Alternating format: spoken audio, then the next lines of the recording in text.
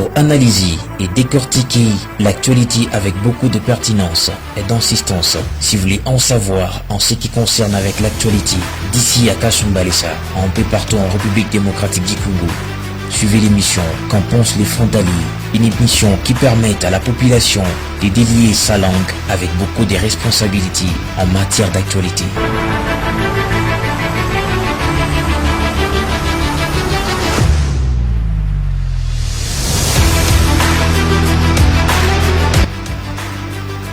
Qu'en pensent les frontaliers, une émission à suivre chaque lundi à partir de 21h30 sur la Kasumbalesa Radio-Télévision et en rediffusion tous les jeudis à 11h30.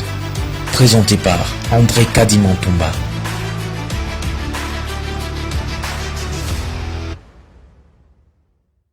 Mes salutations à tous, mesdames et messieurs, fidèles téléspectateurs et téléspectatrices de la Kasumbalesa Radio ainsi que télévision, amoureux de l'émission Qu'en pensent les frontaliers. C'est un réel plaisir pour moi de vous retrouver encore en ce jour pour ce partage de l'actualité. Bien sûr, pour ceux qui nous suivent pour la première fois, vous êtes branchés sur la Kasumbalesa Radio ainsi que télévision, plus précisément dans votre émission Qu'en pensent les frontaliers, qui est une émission d'actualité. Dans cette émission, nous avons pour habitude de recevoir les acteurs politiques, les cadres de la société civile, les acteurs économiques. Nous recevons ici différentes personnalités, les responsables des différentes institutions pour parler sur l'actualité. Nous parlons de l'actualité sur tout le plan et dans tous les domaines. Comme d'habitude, aujourd'hui, nous sommes encore une fois de plus pour vous servir avec beaucoup plus de responsabilités. André Kadimantumba, je suis à la programmation, à la présentation plutôt de cette émission réalisée par Gaylor Kabongo sous la coordination de Russell Moulaja Sabo ainsi que sa coordination. Alors, nous sommes encore là, comme vous le constatez, je ne suis pas seul sur ces beaux plateaux. Nous recevons un acteur politique de la ville de Kasumbalesa, connu bien sûr par plusieurs, parce que ce n'est pas pour la première fois. Je pense que c'est la deuxième fois que nous le recevons dans cette émission. Monsieur Bruno Ntumba, bonjour et bienvenue. Bonjour, monsieur André Kadima. Merci beaucoup pour l'invitation. Comment la santé? Non, ça va, Dieu fait grâce, nous tenons. Alors aujourd'hui, après plus d'une année, on se retrouve encore dans cette émission. En tout cas, c'est un plaisir de passer toujours à la KRTV. C'est une grande chaîne et quand nous passons devant vos écrans, nous en sommes aussi reconnaissants. Voilà, nous sommes là pour les comptes de l'émission Qu'en pensent les frontaliers. J'espère que les téléspectateurs ainsi que tous ceux qui nous suivent en ce moment seront édifiés par rapport à cette émission. Bien sûr, l'émission sera également diffusée sur notre chaîne YouTube et sur notre page Facebook. Alors, de prime abord, une petite présentation. Qui est Bruno Ntumba? Bruno Ntumba, c'est un Congolais de père et de mère, voilà. Un habitant de Kasumbalesa, et un fédéral. Je dirige la DCU, Dynamique Congo Uni, parti cher à Vidier Chimanga. Okay. Et en même temps, je suis le porte-parole de l'Union sacrée de Kasumbalesa. Merci beaucoup. Nul ne se connaît mieux que soi-même. Vous l'avez bien compris, c'était là bien sûr la présentation de notre invité du jour. Alors, aujourd'hui nous sommes là pour vous parler de l'actualité, parler bien sûr en ce qui concerne l'autorité morale de la DCI, Vidier Chimanga. Il y a une phrase de la Bible qui est l'homme a pour ennemi les gens de sa maison. Est-ce que Félix Tshisekedi a pour ennemi ses proches collaborateurs? Donc nous allons bien sûr parler autour de cela. Les élections se pointent à l'horizon. Quelle est la position de la DCI? Ce sont les questions qui seront bien sûr évoquées au cours de cette émission.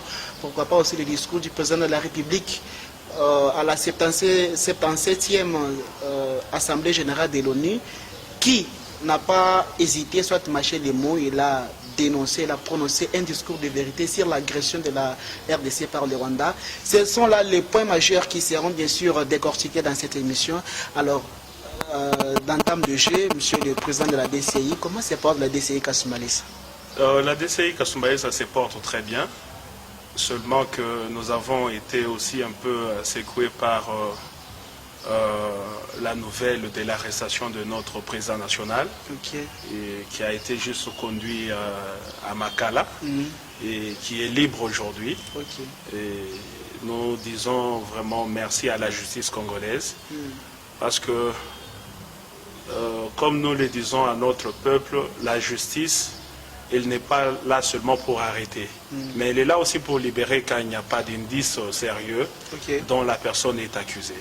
C'est dans ce cadre-là que nous disons vraiment félicitations à cette justice qui, une fois, vient de prouver son professionnalisme. Et nous faisons confiance à l'état des droits prôné par le président de la République. Et c'est de cette façon que notre président national a été libéré. Il est libre, un homme libre aujourd'hui. Bon, un homme libre, peut-être pas tellement, parce qu'on nous a appris qu'il a bénéficié d'une liberté provisoire. Mais on ne sait pas si cela sera une libération, soit une liberté définitive. Oui, c'est d'abord une liberté provisoire, mais qui prouve qu'il y a l'absence des indices sérieux de culpabilité condamnant notre président national.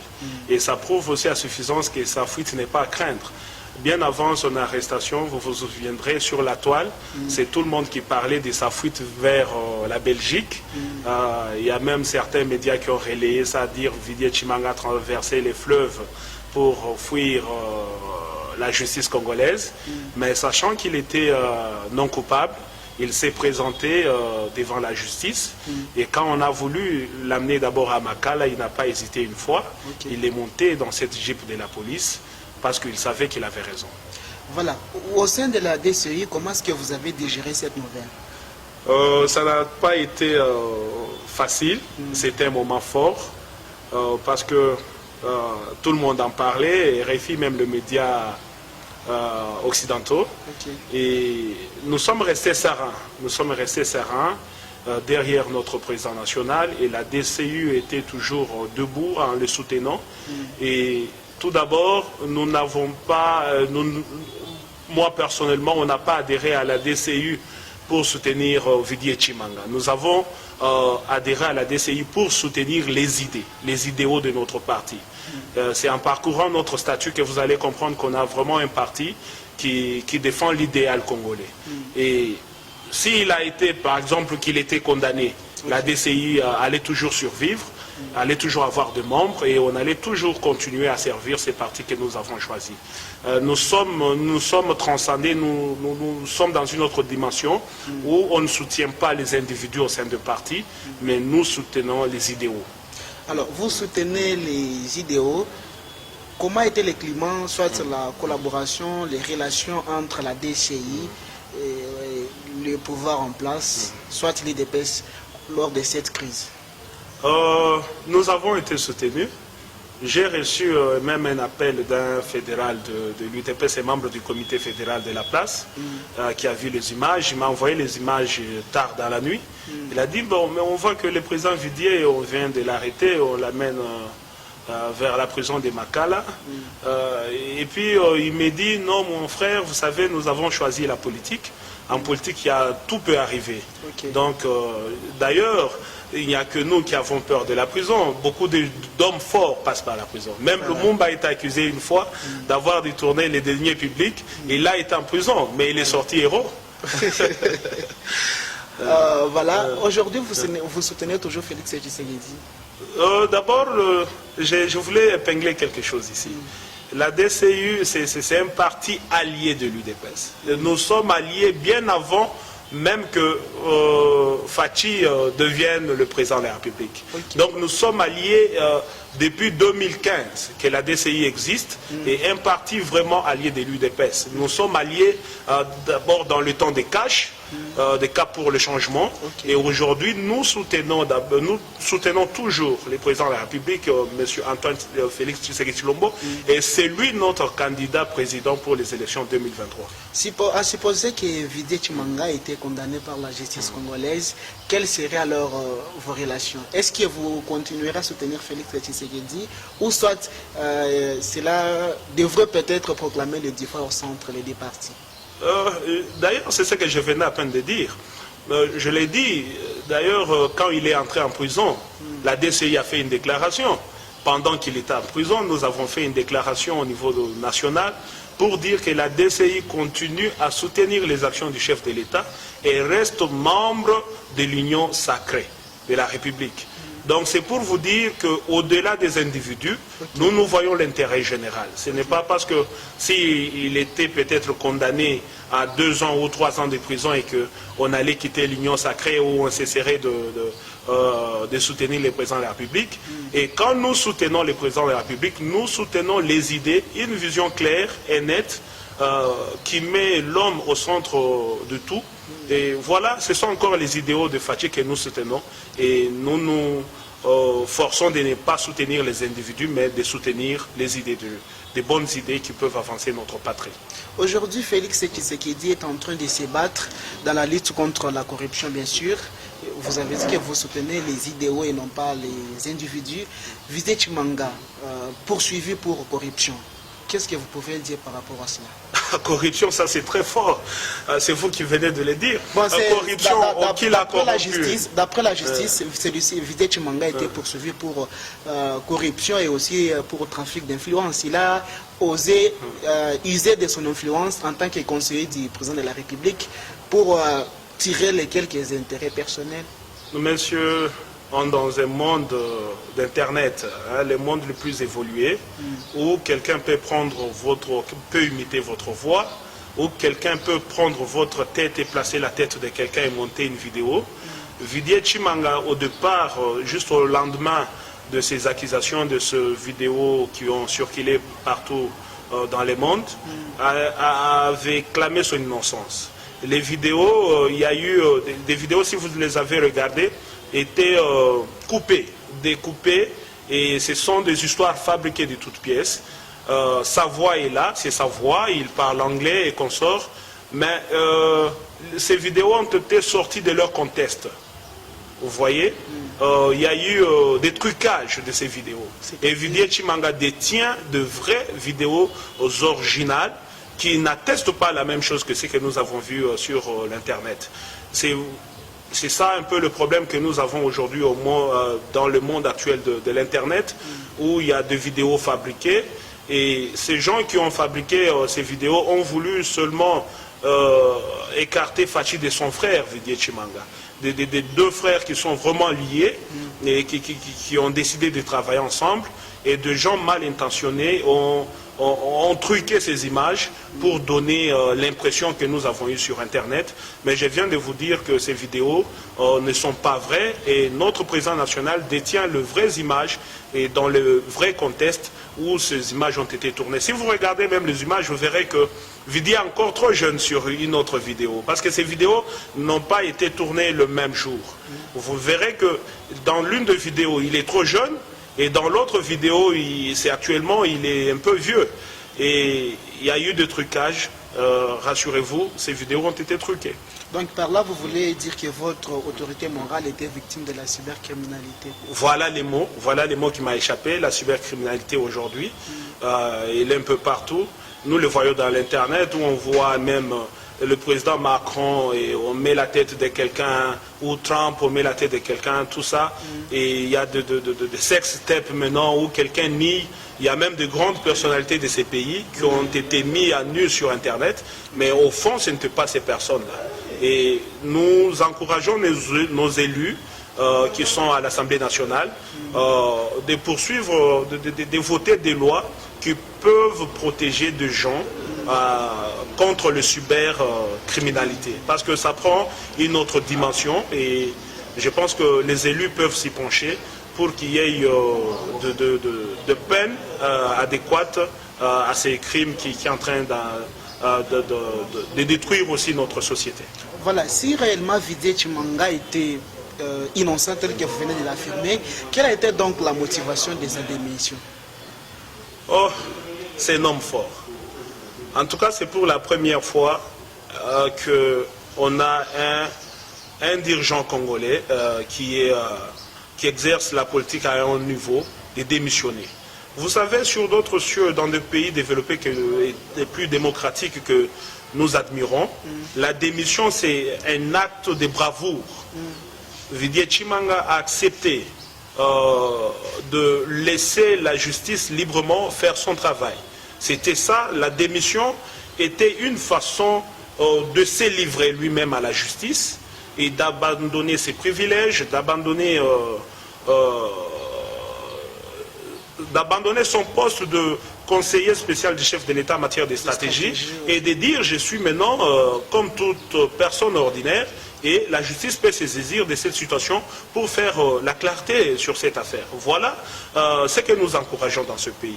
Vous avez des gens qui s'accrochent à leur poste, à leur pouvoir, même quand il y a des scandales terribles qui éclatent dans leur vie. Mais sur d'autres cieux, quand on vous cite seulement dans une affaire, mais où vous-même vous êtes...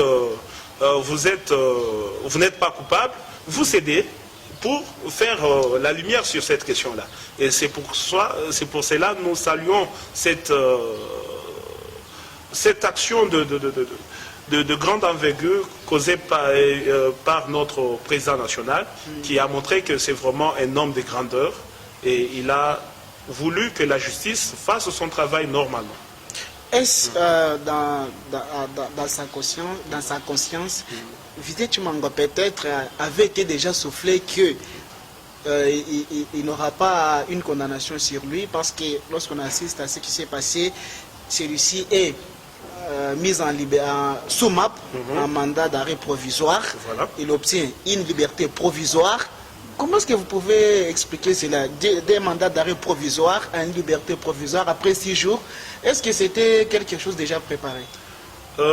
Monsieur André, on parle de provisoire à provisoire. La justice n'est pas là seulement pour arrêter. Elle est là aussi pour libérer. C'est pourquoi, vous voyez, nous avons des problèmes dans ce pays. Quand quelqu'un est arrêté et on les libère, ça crée des problèmes.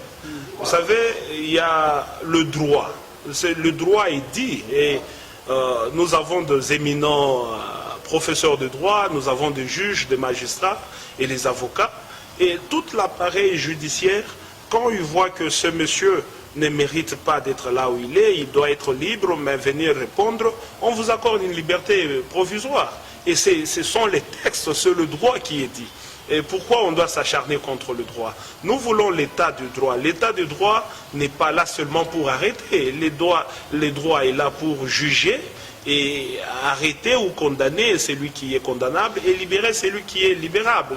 C'est ça le droit. Alors, au stade où nous sommes, pourriez-vous dire que l'état des droits est effectif en République démocratique du Congo? En tout cas, l'interpellation même de Vité Tshimanga, c'est un état de droit.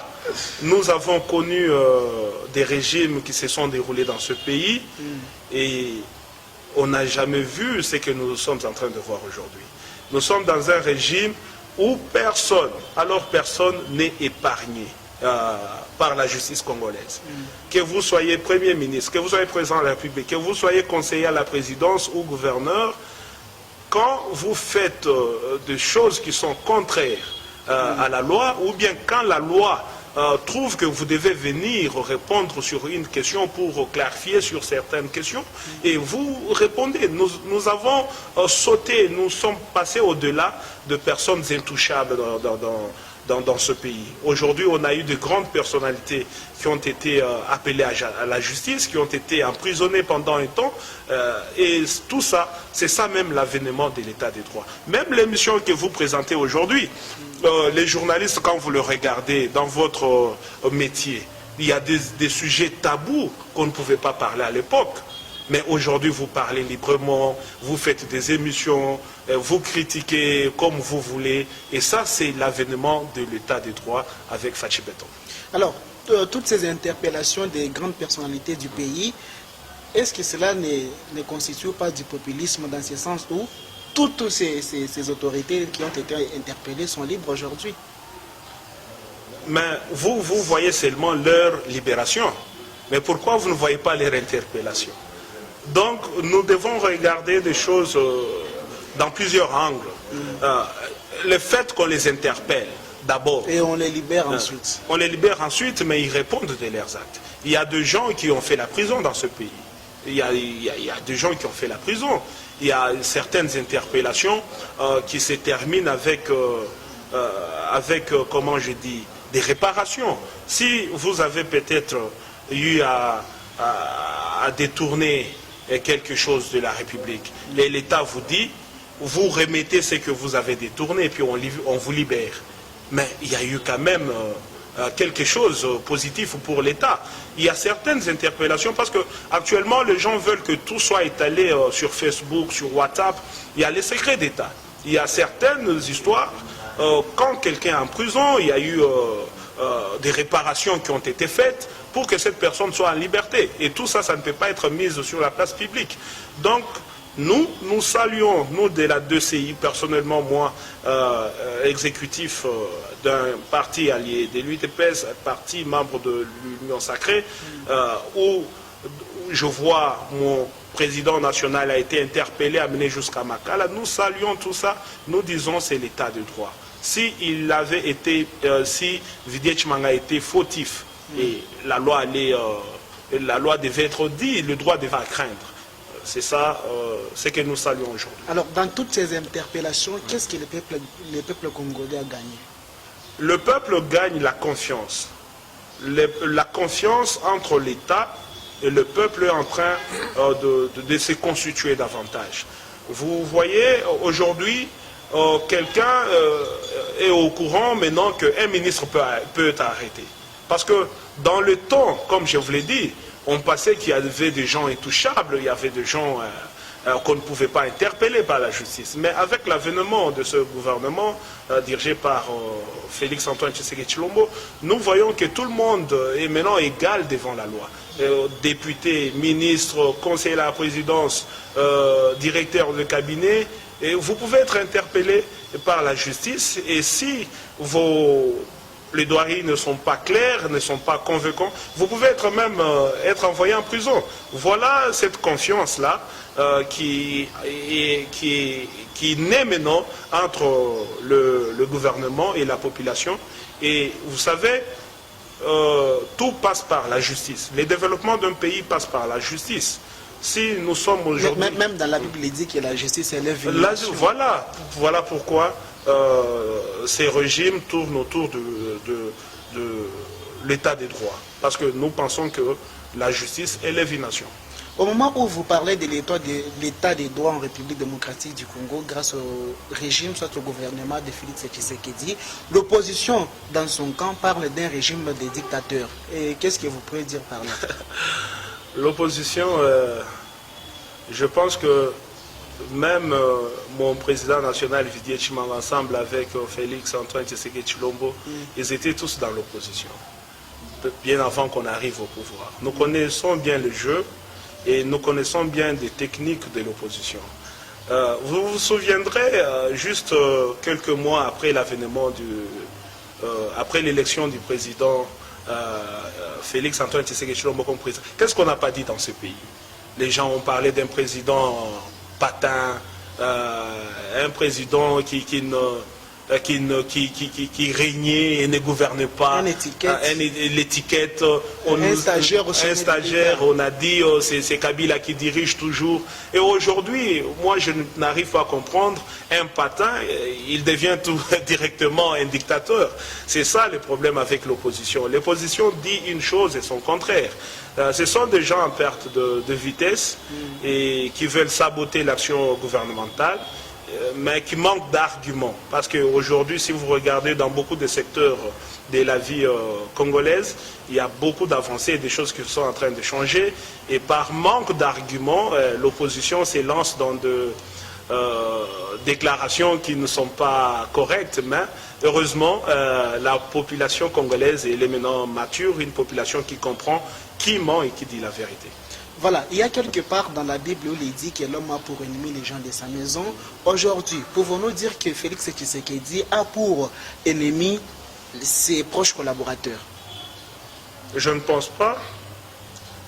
D'abord, je tiens à vous informer qu'il y a eu une campagne qui est menée par l'opposition pour faire croire que le proche du président de la République ne travaille pas correctement. il y a une campagne qui est là pour salir les proches du président. Et cela n'est pas une réalité. Ce n'est pas... par rapport à ce que nous assistons régulièrement dans ce pays. Comme quoi? Il y a eu Didier Chimanga, les cas sous examen, plutôt bien sûr les cas sous examen de Didier Chimanga. Il y a le cas de Vital Kamere, du président de la République. Il y a eu le cas des conseillers qui se battent par-ci par-là. Récemment là, on entend parler, on ne sait pas encore vérifier l'information si elle est... L'acharnement contre Fachi lui-même. Parce que dans le régime passé, il y a eu des choses qu'on nous a révélées, il y a eu des détournements, il y a eu beaucoup d'histoires qui ont été faites, mais personne n'en a jamais parlé.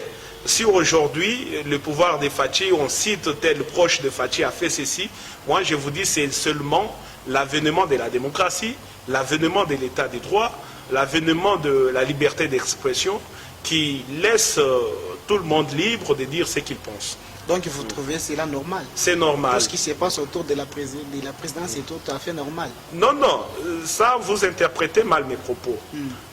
J'ai dit, la plupart des histoires que vous écoutez à la présidence, vous-même vous avez mis ça au conditionnel.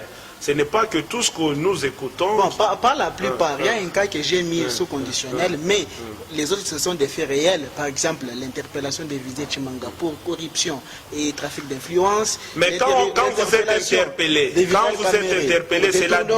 Quand vous êtes interpellé... Il y a eu Marcelin Bilomba aussi, avec le projet Chilégélo. Celui-ci a eu aussi des problèmes de détournement. Lorsqu'on analyse tous ces effets-là, il y a lieu de dire quand même qu'il faut... Vous savez, le ministère public peut se saisir d'un dossier, même s'il n'y a pas plainte. Quand il y a fuite d'informations ou bien quand on dit des choses qui ont atteinte à la sûreté de l'État, le ministère public peut se saisir de ce dossier pour vous poser certaines questions.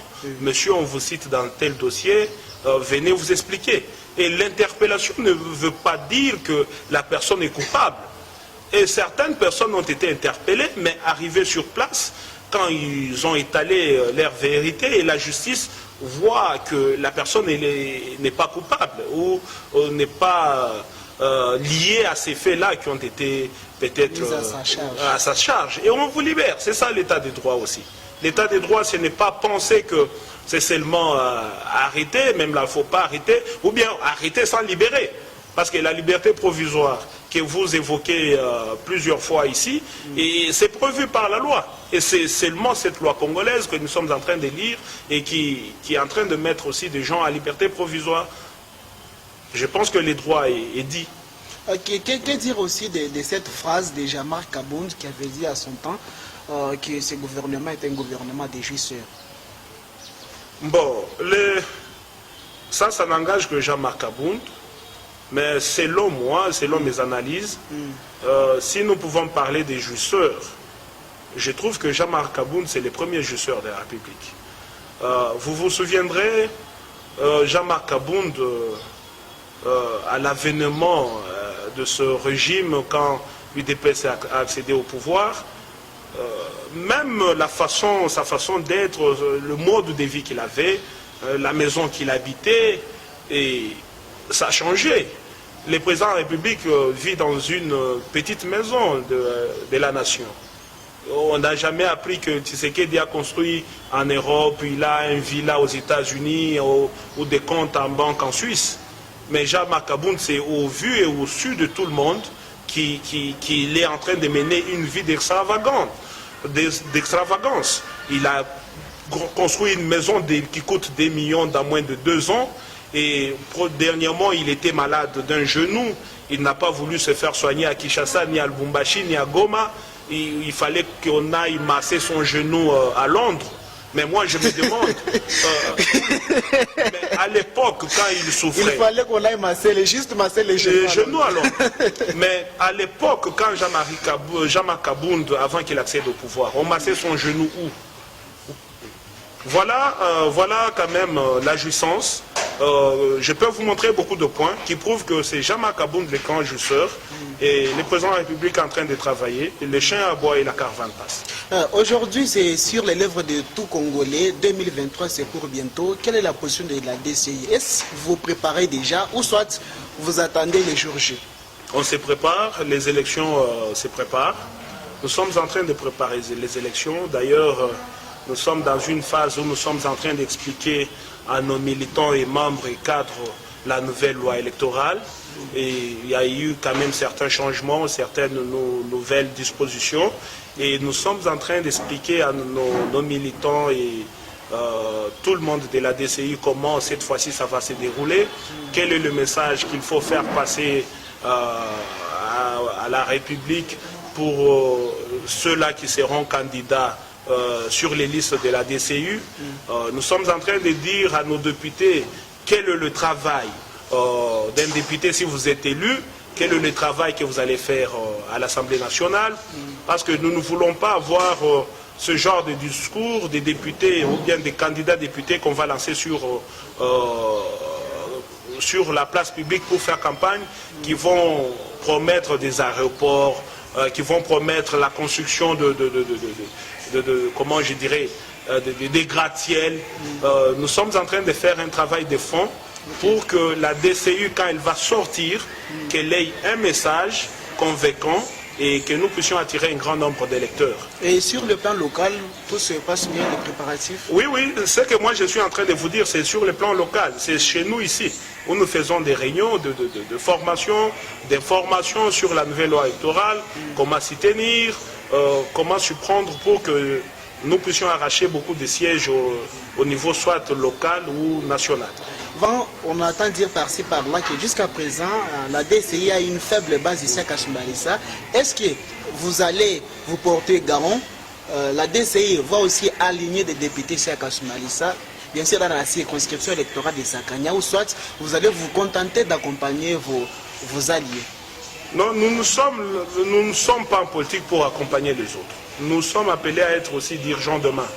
La DCI, c'est un grand parti. Peut-être vous parlez d'autres partis qui sont grands en termes peut-être de nom, en termes de popularité et consorts. Mais moi, je pense que la grandeur d'un parti politique, c'est la qualité de ses membres. Et nous avons des membres de qualité, de gens qui raisonnent et qui raisonnent pour amener des solutions adéquates à notre population. Et la DCI est prête pour affronter les élections. Et il n'y a que les élections qui vont prouver si nous sommes petits ou nous sommes grands. Voilà, il n'y a que les élections qui vont prouver qui est petit et qui est grand, mesdames et messieurs. Nous sommes en train d'étendre lentement mais sûrement vers la fin de l'émission. Mais on ne peut pas vous laisser comme ça sans pour autant parler aussi en ce qui concerne Bunangana. Jusqu'à présent, plus de 100 jours sont passés. Bunangana toujours sous contrat de M23. Pouvons-nous parler des manques de l'autorité de l'État à l'est de la République? Parler du manque de l'autorité de l'État à l'est de la République, c'est beaucoup dire, mais nous parlons ici d'une agression.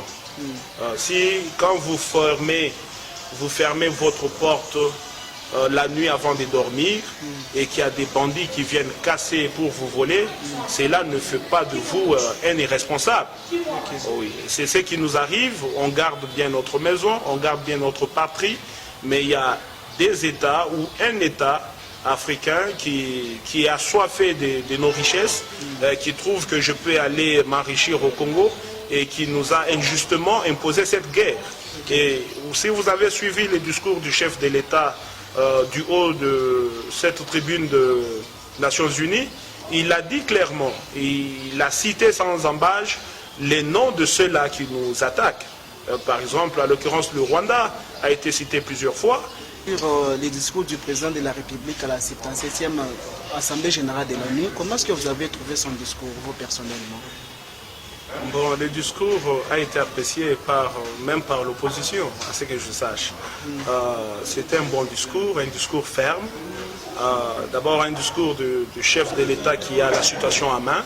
Et en tout cas, nous avons apprécié et nous voulons que le président continue sur cet élan. Et il a clairement démontré devant la face du monde que les troupes rwandaises sont au Congo.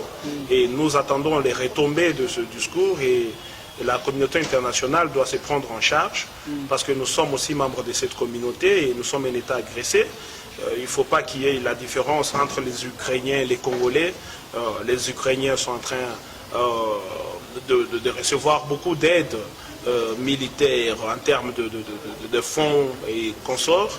Et nous pensons que nous sommes délaissés. Et pourtant, nous sommes aussi membres de la communauté internationale. C'est là où nous pensons qu'il y a vraiment une justice au niveau de cette communauté internationale. Et nous voulons que cette fois-ci, que nos voix soient vraiment écoutées et qu'il y ait quand même justice, que la justice soit faite et que le coupable, l'agresseur du Congo soit puni selon les lois internationales. Pensez-vous que l'armée régionale annoncée pour bientôt dans la partie Est va au moins apporter une solution à cette guerre qui sévit dans cette partie du pays? L'armée va faire son travail, mais nos phares d'essai sont en train de faire le leur. Et toutes les Congolaises et les Congolais, nous devons être éveillés pour faire aussi notre part. Je ne pense pas que cette armée cette force étrangère qui est composée de certains États africains va résoudre les problèmes de fond. Mais le grand problème, c'est entre nous, voir à quel point nous sommes infiltrés et dénoncer les infiltrés, nous prendre nous-mêmes en charge l'autosuffisance militaire. Et il n'y a que ça qui peut nous aider à vaincre cette guerre. Et ici, je lance un appel à tous les Congolais de faire ce qui est bien et ce qui est mieux. Vous voyez, nous avons des gens qui pensent que l'armée ou bien la police, c'est pour de voyous, c'est pour des enfants qui sont un peu indisciplinés à la maison, il faut les envoyer à la police ou dans l'armée. Et nous devons envoyer dans l'armée ou dans la police des bons enfants, des bons élèves, des bons Congolais qui peuvent nous défendre. Nous sommes en train de subir des erreurs du passé que nous-mêmes nous avons connues. Si nous voulons vraiment que des choses pareilles n'arrivent pas prochainement, nous devons nous tenir. Merci mesdames et messieurs, fidèles téléspectateurs et téléspectatrices de la Kasumbalesa Radio et Télévision, amoureux de l'émission Qu'en pensent les frontaliers, nous sommes arrivés pratiquement à la fin de l'émission de ce jour qui recevait Bruno Ntomba. Il est le fédéral de la DCI ici à Kasumbalesa. Monsieur le fédéral, votre conclusion dans 1 minute et puis on se laisse. Bon, la conclusion est que soyons sereins. Nous nous approchons d'une période électorale. Nous demandons à tout le monde de se procurer de cette loi électorale, de savoir ce qu'il faut faire et ce qu'il ne faut pas faire. Et nous demandons aussi aux électeurs, la population, de choisir de bons dirigeants pour que le Congo aille de l'avant demain. Voilà, ça n'est fini pour la journée d'aujourd'hui, fidèles téléspectateurs. Je dis merci à Gaylor Kaolbongo qui était derrière les caméras. André Kadimantumba, j'étais la partie présentatrice, coordonnée, programmée par Russell Moulaja Saboué. On se retrouve très prochainement avec le même et réel plaisir. Au revoir.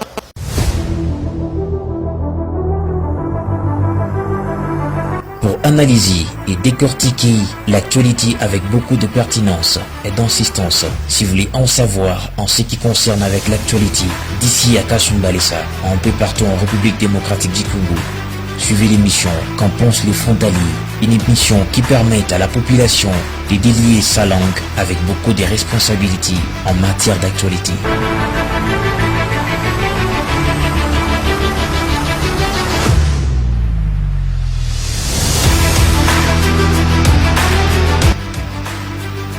Qu'en pensent les frontaliers, une émission à suivre à chaque lundi à partir de 21h30 sur la Kasumbalesa Radio Télévision et en rediffusion tous les jeudis à 11h30.